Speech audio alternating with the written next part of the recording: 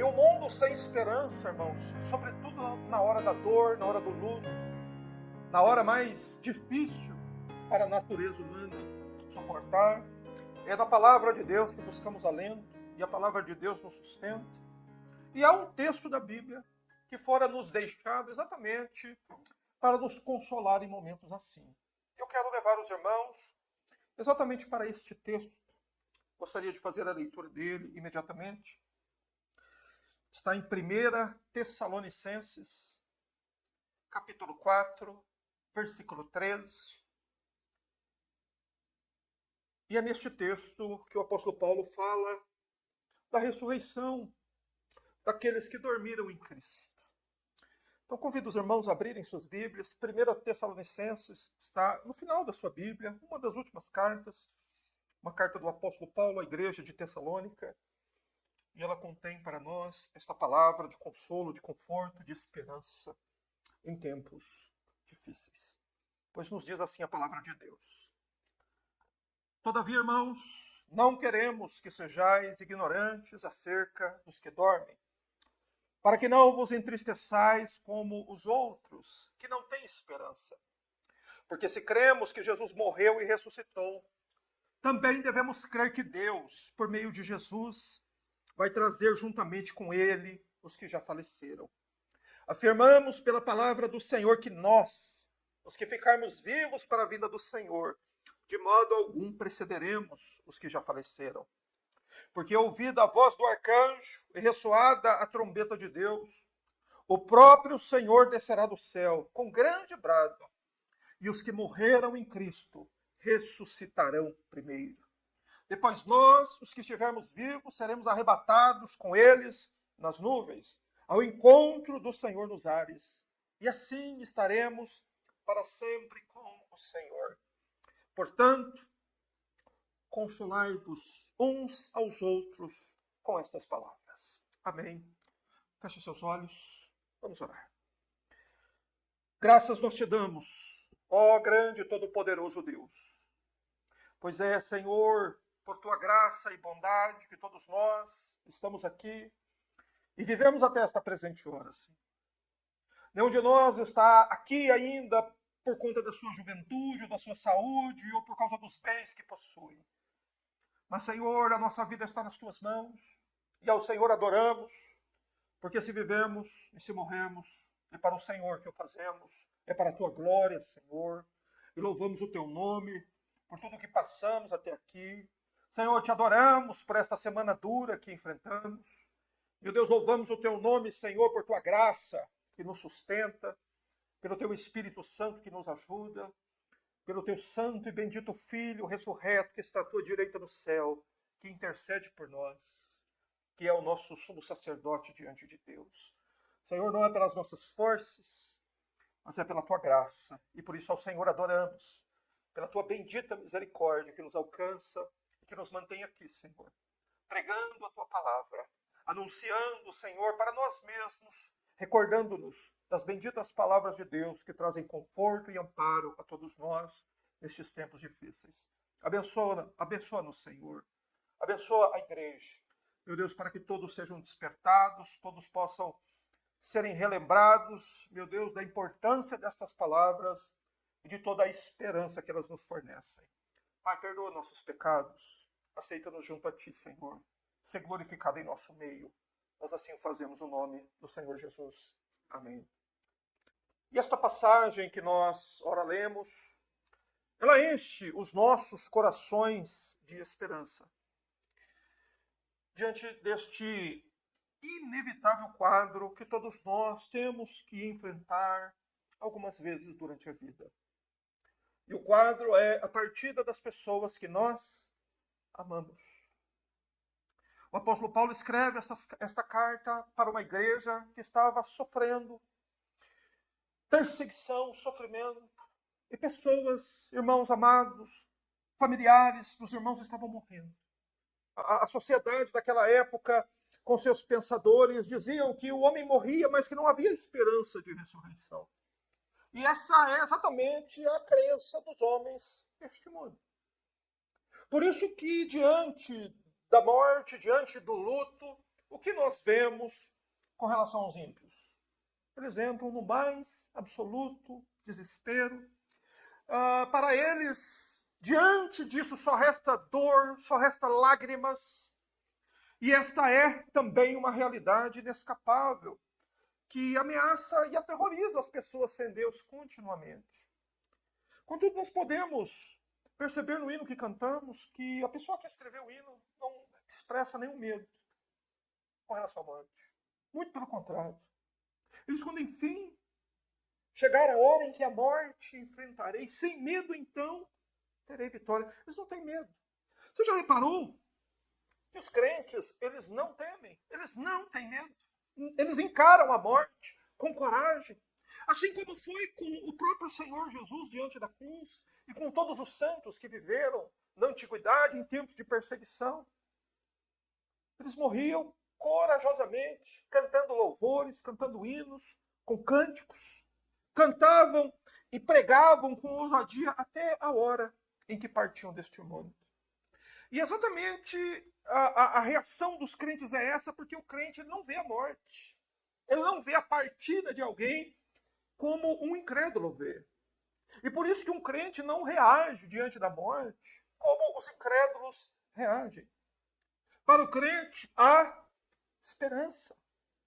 O Evangelho nos diz, irmãos, que a morte não é o fim da existência humana, e sim uma nova etapa dessa mesma existência.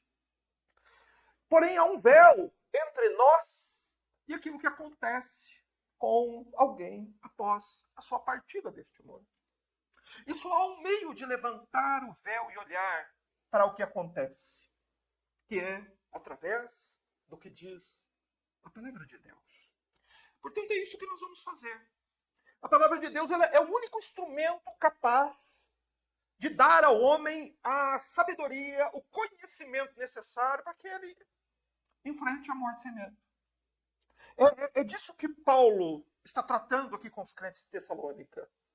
Mas um detalhe importante é que se nós tentarmos compreender esse inevitável encontro que nós também haveremos de ter um dia, se nós tentarmos entender isso sem o auxílio da palavra de Deus, a gente acaba criando ideias erradas. E o que acontece?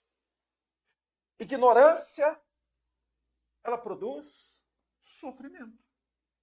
Pessoas ignorantes sobre a realidade da morte, o que acontece depois da morte, são as pessoas que sofrem, entram em desespero quando essas coisas acontecem, e é inevitável que aconteça. Não é se nós vamos passar por isso, é quando nós vamos passar por isso. E a palavra de Deus, a fé naquilo que diz o santo livro de Deus, é que traz ao crente a esperança, a fé, para que ele creia naquilo que a palavra de Deus diz. É por isso, irmãos, é por causa daquilo que a Bíblia diz acerca da morte, o que vem depois da morte para um filho de Deus, que o cristianismo é chamado de religião da esperança. E o texto que nós lemos trata exatamente disso. Fala daqueles que dormiram em Cristo, daqueles que morreram. O que acontece com eles? O que vai acontecer com eles? O que acontece com eles agora? As pessoas que partiram estão aonde? Estão com quem? Onde elas estão agora? Aqueles que nós sabemos, temos convicção que morreram com Cristo. O que vai acontecer com eles quando o Senhor Jesus voltar? É disso que o apóstolo Paulo ele trata aqui neste texto. Mas antes de meditar propriamente no texto, é sempre importante fazermos uma contextualização. Paulo escreve esta carta a uma igreja nova. A igreja de Tessalônica era uma igreja nova, composta basicamente por novos convertidos. Uma igreja composta de novos convertidos que estava enfrentando também uma perseguição. E esta igreja, então, ela estava sofrendo com a morte, sofrendo com a partida de irmãos. Num tempo em que os pensadores desta época diziam, uma vez que o homem morre, não há ressurreição. Isso era o que os pensadores daquela época diziam. É impossível que um homem ressuscite depois de morto. É nesse contexto que o apóstolo Paulo escreve estas linhas para a igreja de Tessalônica. O foco de Paulo aqui nesta passagem é trazer consolo para a igreja que perdeu irmãos amados, irmãos queridos e entes queridos.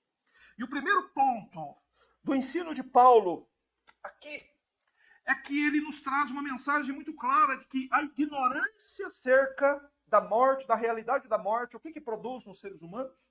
Sofrimento. Leia o verso 13, por favor.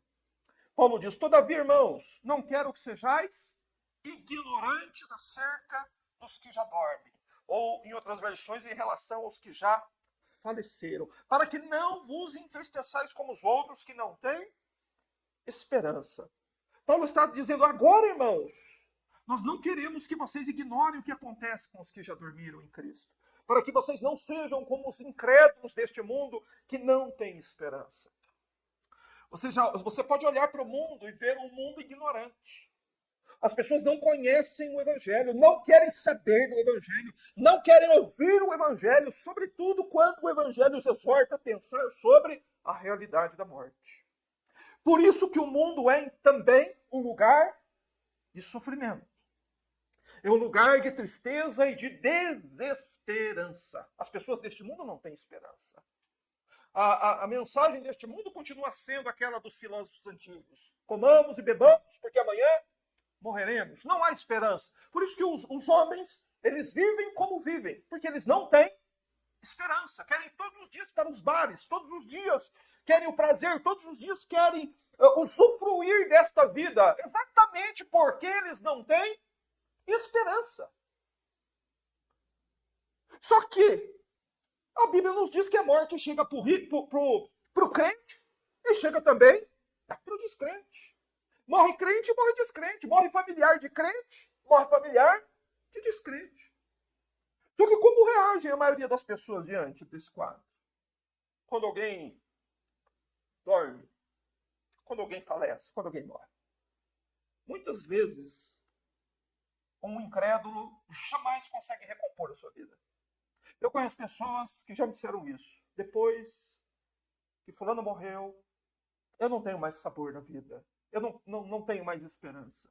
Eu não espero mais nada desta vida. Isso é o que os incrédulos dizem. Isso é o que o mundo dá àqueles que usufruem do mundo. Mas não é assim que pensa um cristão. O apóstolo Paulo diz que nós não devemos sermos ignorantes acerca daqueles que dormiram. O apóstolo Paulo usa aí a palavra dormir, né? Na minha versão, no século XXI, e da maioria dos irmãos que estão aqui, usam a mesma, está com relação aos que faleceram. Mas a palavra grega, o termo literal usado por Paulo aí é dormir. Ou seja, Paulo está usando um eufemismo. Não é para se dirigir a pessoas que estão com o coração dolorido pelo luto. Paulo usa um eufemismo, Paulo tenta abrandar a palavra.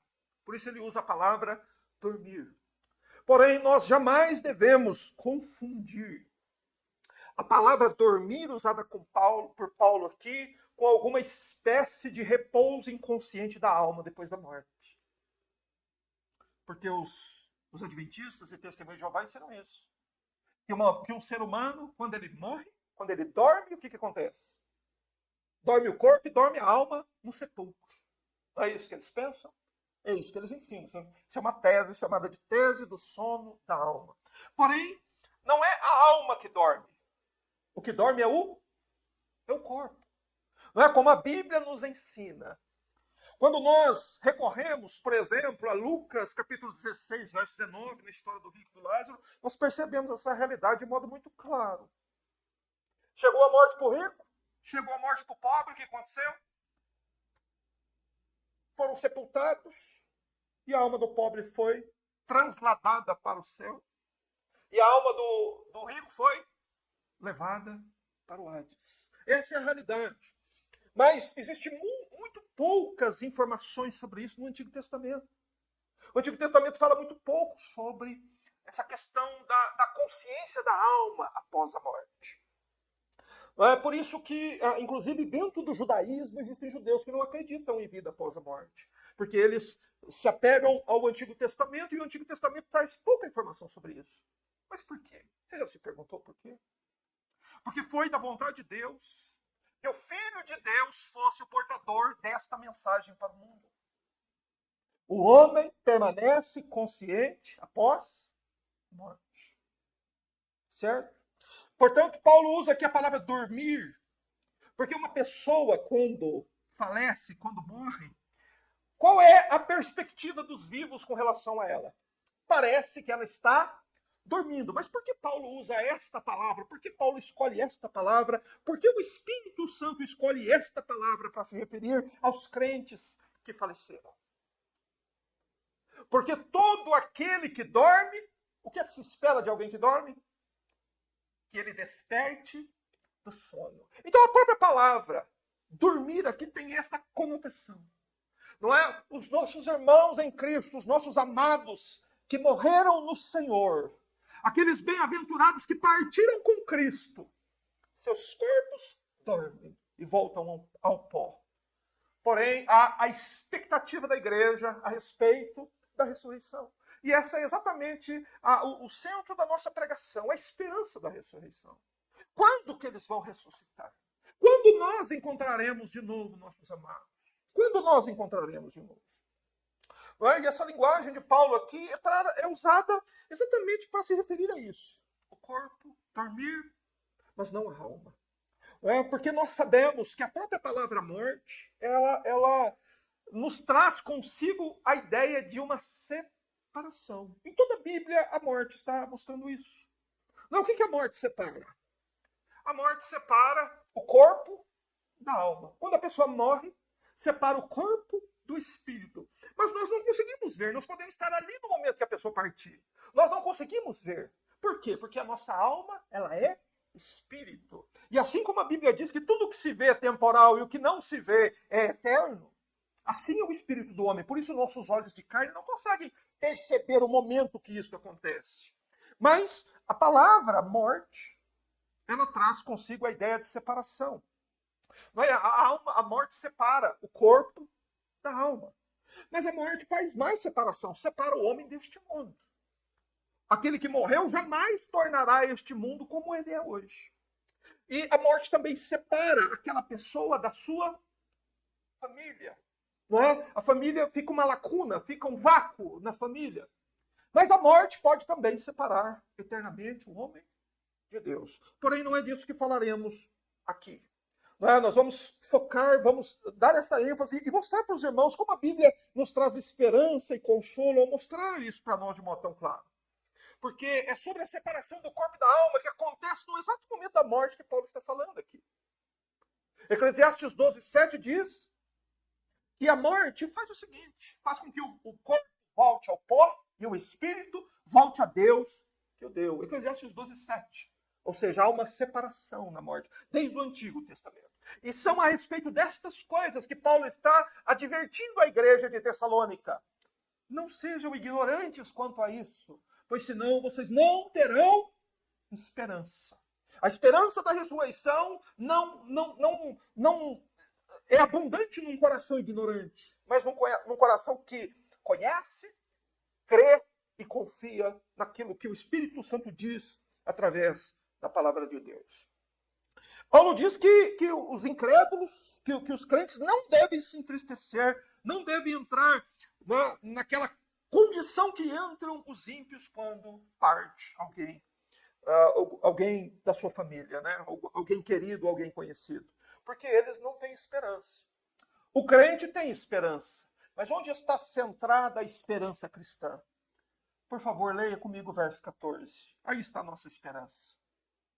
Paulo diz: porque se cremos que Jesus morreu e ressuscitou, também devemos crer que Deus, por meio de Jesus, vai trazer juntamente com ele os que já faleceram. Preste muita atenção neste versículo.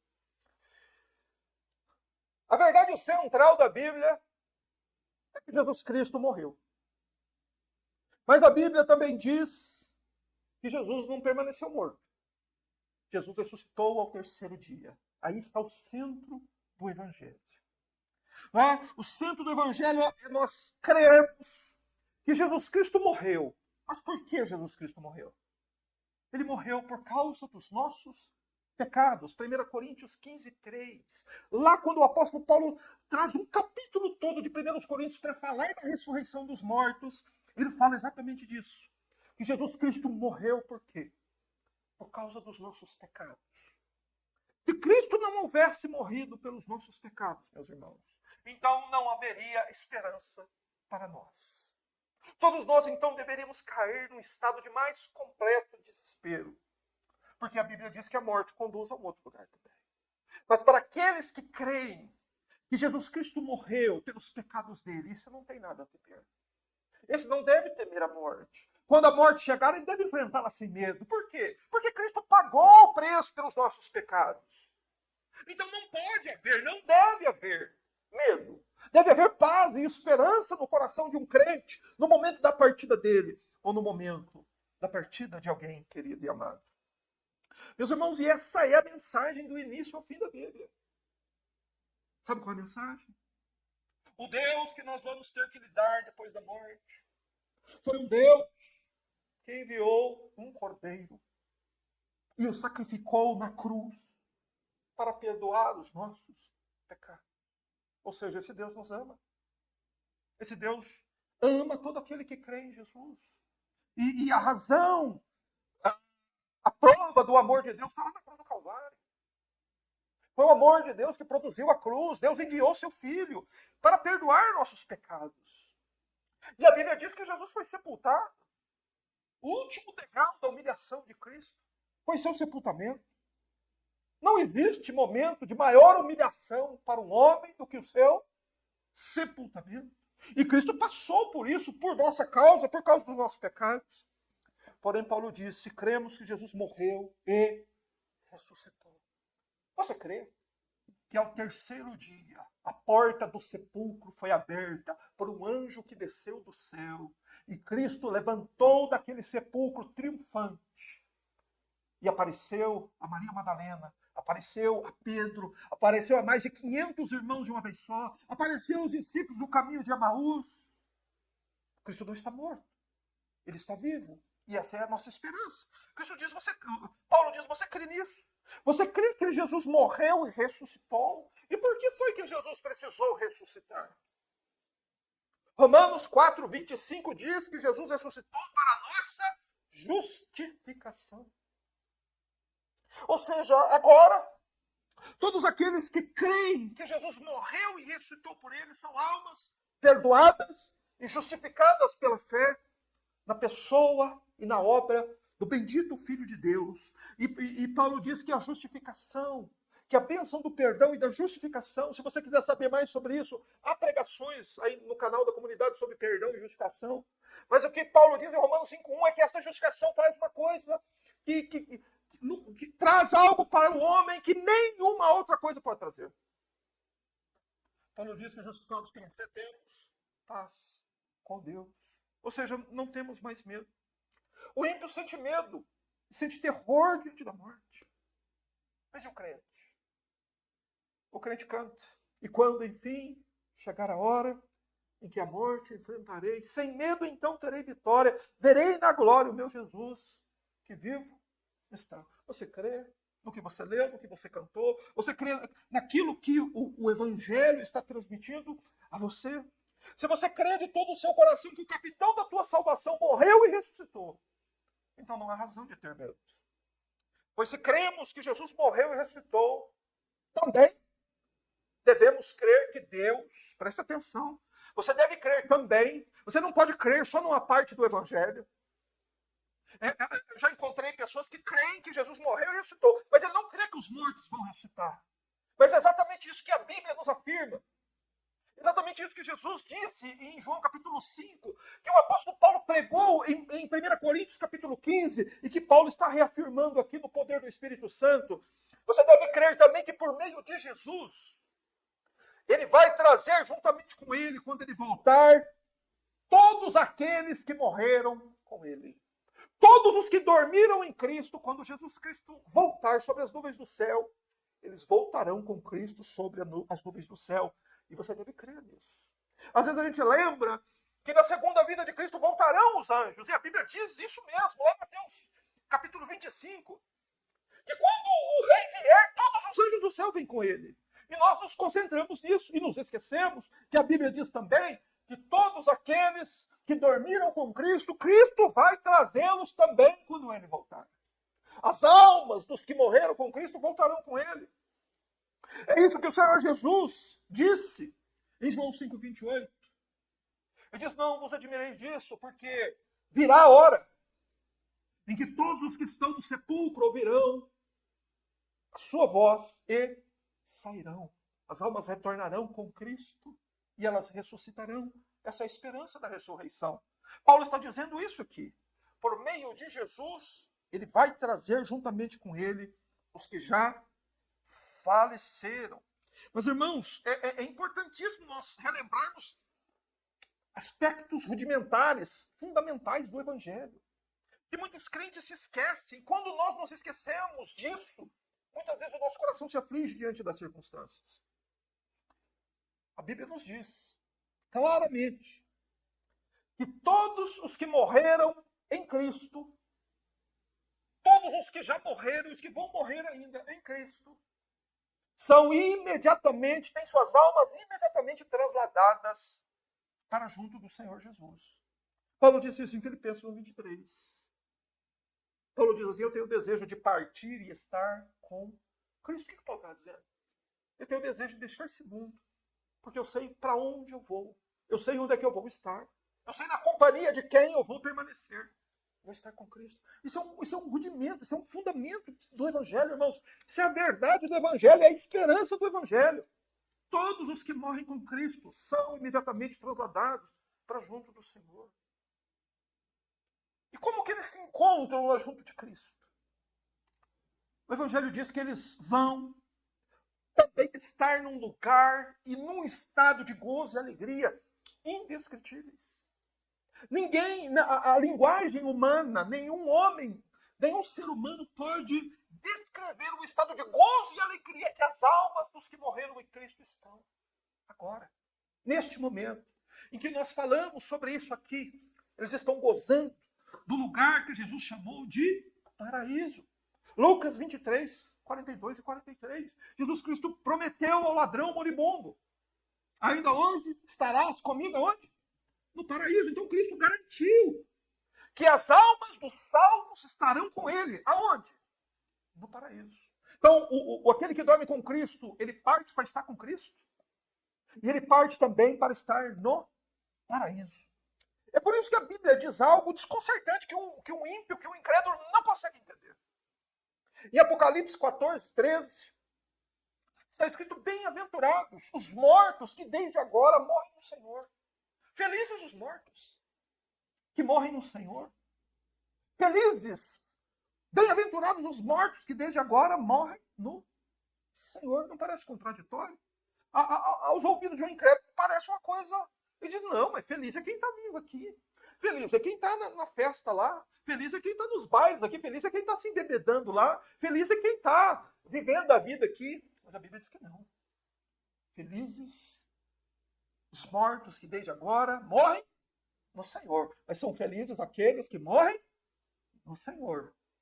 Tem que morrer no Senhor. Tá certo? E Apocalipse continua dizendo assim, sim, diz o Espírito, para que descansem dos seus trabalhos e as suas obras os acompanhem. Ou seja, o que Apocalipse está dizendo? Irmãos, que a morte de um crente encerra as fadigas e trabalhos terrenais. Nós temos sofrimentos aqui, enfrentamos dificuldades.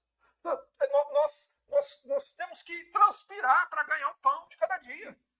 Nós passamos por aflições, sofrimentos, doenças e tudo mais. Mas quando alguém parte com o Senhor, isso tudo acaba.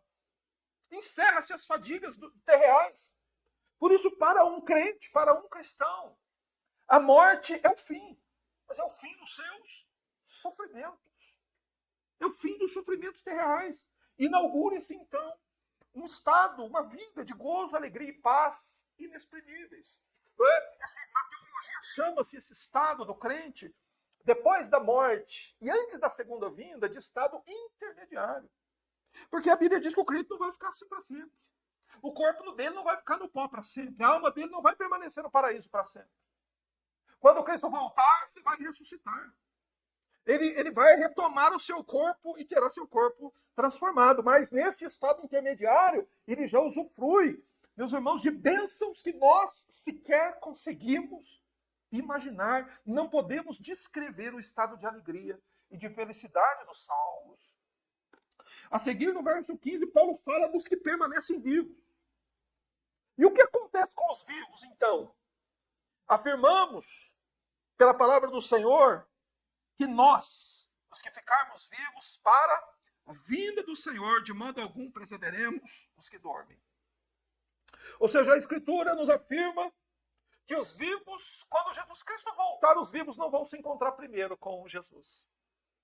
Que primeiro os mortos vão ressuscitar e todos juntos serão recebidos pelo Senhor Jesus nos ares. Porque essa é uma ideia. Parece ser mais rápido, né? Ele já está vivo, mas a Bíblia diz que tudo isso vai acontecer num abrir e num fechar de olhos. E aqui Paulo nos dá também um vislumbre, né, de como será a vinda do Senhor. Preste atenção aí no verso 16. Porque ouvida a voz do arcanjo e ressoada a trombeta de Deus, o próprio Senhor descerá do céu com grande brado, e os que morreram em Cristo ressuscitarão primeiro. A Bíblia diz que o próprio Senhor Jesus, que agora encontra-se no céu, à destra do Altíssimo, como nosso sumo sacerdote, como nos ensina a carta aos Hebreus, ele vai descer do céu. Mas quando será a sua segunda vinda? Vai ser ouvida aqui na terra a voz do arcanjo. Você já ouviu a voz do arcanjo? Eu também não. Mas nós iremos ouvir. O arcanjo dará a ordem.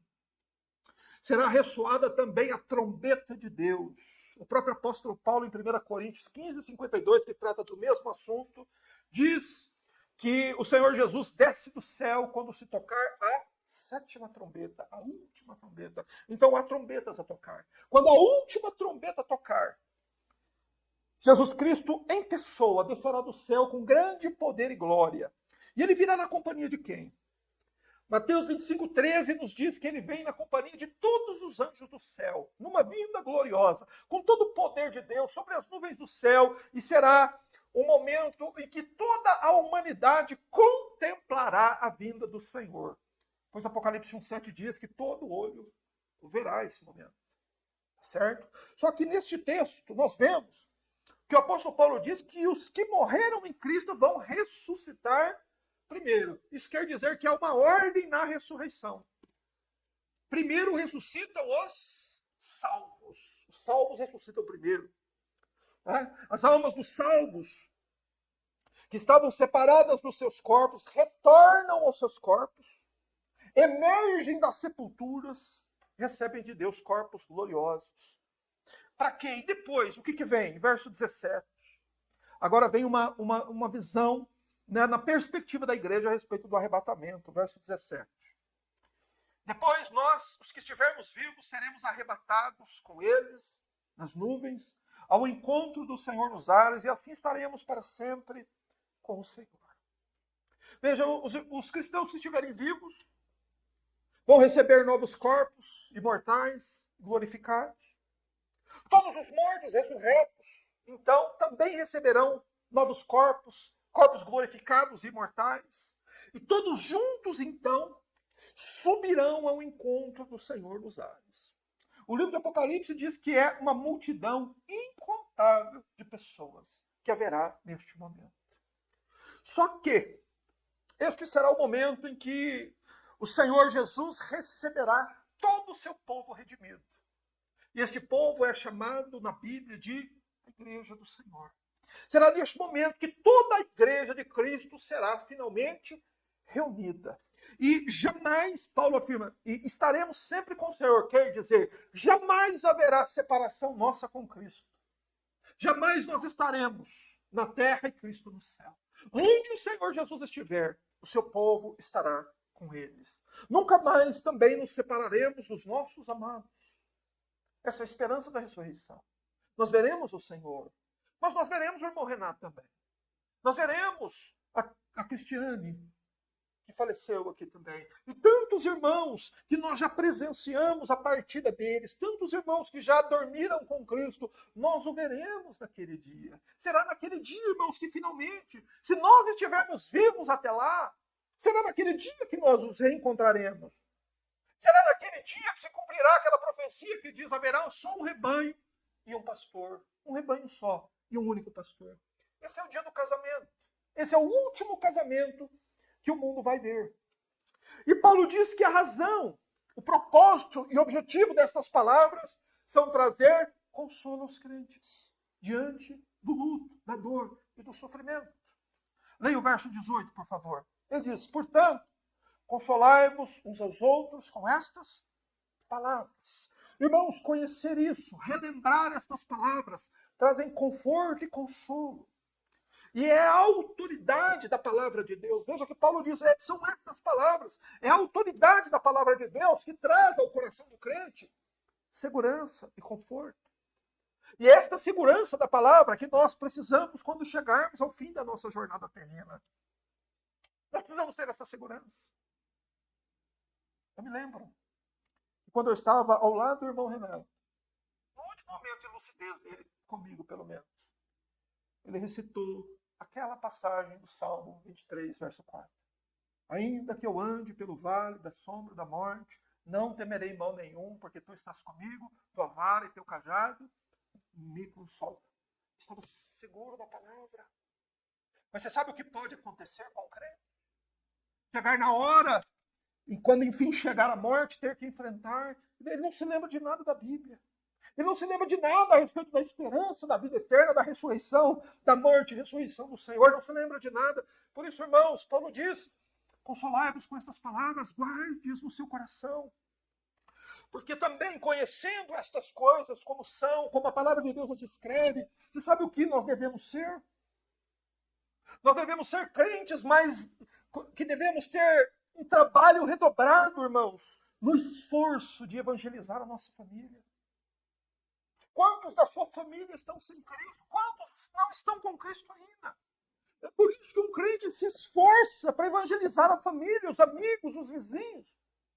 Mesmo que os familiares não queiram ouvir, ele continua falando e falando e falando. Mas por quê?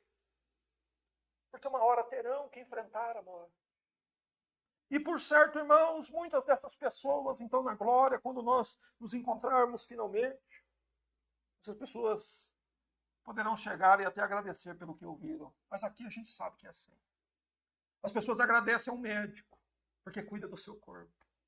Mas nunca diz daquele que pregou a verdade à sua alma, como aquela verdade lhe fez bem.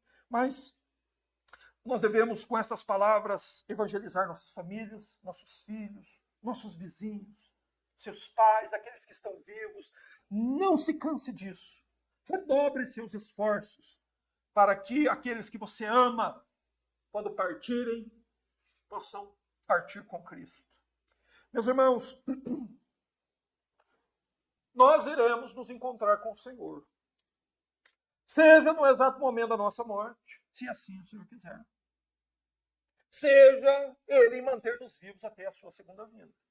De um jeito ou de outro, diz Paulo, nós vamos nos encontrar com o Senhor e nunca mais nos separaremos dele. E o livro de Apocalipse diz que no dia deste encontro, o Senhor vai enxugar dos nossos olhos toda lágrima. Quer dizer que Deus não nos poupa dos sofrimentos aqui. O sofrimento tem propósito, o sofrimento tem sentido, o sofrimento é pedagógico, o sofrimento nos empurra para mais perto de Deus. As doenças, as dores nos levam para mais perto. Mas quando chegarmos lá, o Senhor nos consolará.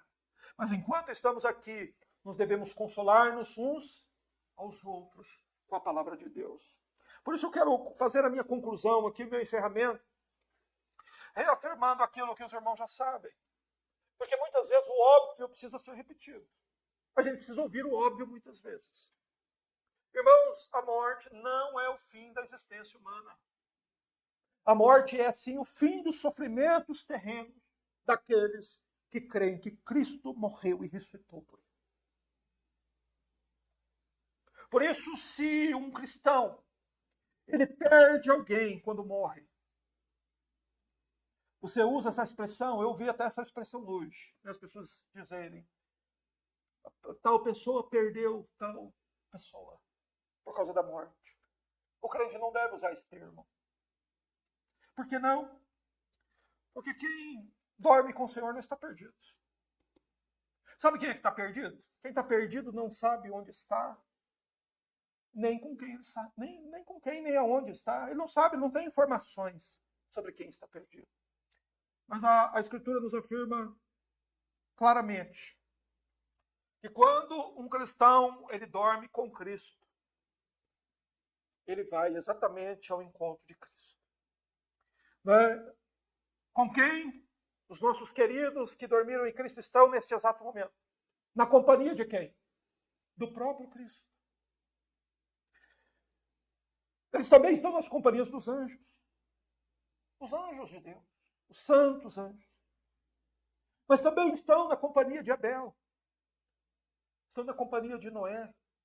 Estão na companhia de Moisés, de Samuel, de Davi, de Daniel, de Jeremias, de Pedro, de Paulo, de João, de todos os salvos que já partiram, que você conheceu. Essas são as companhias daqueles que morreram em Cristo.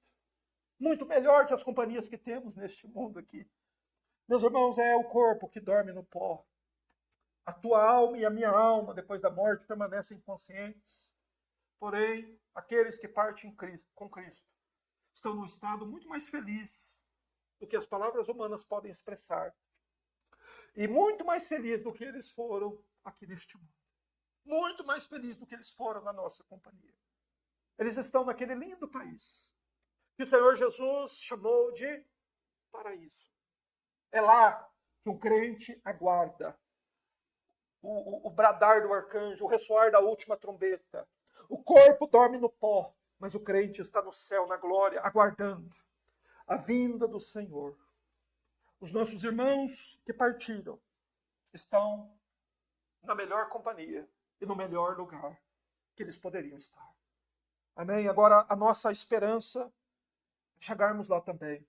A nossa esperança é nos reencontrarmos, em primeiro lugar, com o nosso Senhor. Mas tenha certeza disso. Você vai se reencontrar também com todos os que dormiram com Cristo. Todos os que dormiram com Cristo virão te encontrar no dia em que você subir, se você subir antes do arrebatamento da igreja. Quando Cristo voltar, eles voltam com Cristo. E nós tivermos falecido também. Voltamos com Cristo, retomamos nossos corpos, estivemos aqui. Então subimos no sepulcro, recebemos um corpo glorificado e nos encontramos com o Senhor nos ares. E Paulo encerra aqui a visão, a sua mensagem de consolo e conforto. Ele não fala das coisas que vão além, mas o livro de Apocalipse nos aponta o que acontece depois que a igreja está nos ares com Cristo. Mas essa esperança o mundo não tem. Essa esperança os incrédulos não têm. Só Jesus Cristo pode te dar, porque Ele é a própria esperança dos crentes. Amém, meus irmãos? Que Deus nos abençoe e nos ajude ao chegar no momento em que vamos enfrentar a morte.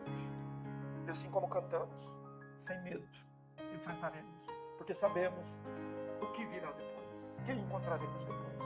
Feche seus olhos e ore ao Senhor pela sua alma, pela sua vida, pois nós ainda estamos a caminho do céu. Adoramos o teu nome, ó bendito Senhor e Salvador, por tua bondade, por tua caridade e disposição de deixares a tua glória, Senhor, e vestires pele humana e vires a este mundo para morrer por nós. Graças te rendemos, nosso bendito Mestre, que nos ensina por tuas palavras o caminho da vida, o caminho da salvação. Damos graças ao Senhor por teu sangue bendito que foi derramado por nossos pecados. Pela sua ressurreição, Senhor, que traz para nós a bênção da justificação. Senhor, por todo o ensinamento, pelo teu Espírito que nos guia e que nos afirma que temos uma grande esperança. Uma esperança que o mundo não tem. Senhor, e para ela caminhamos. E essa esperança guardamos no nosso tesouro do coração. De que te encontraremos, Senhor, e veremos a tua face. E também nos encontraremos com aqueles que estão em tua companhia no céu agora. Graças nós te damos por tua palavra lida, por este culto realizado, por tua graça e nos dar condição de fazê-lo, de pregar, de cantar. Bendito seja o teu nome, assim nós te adoramos.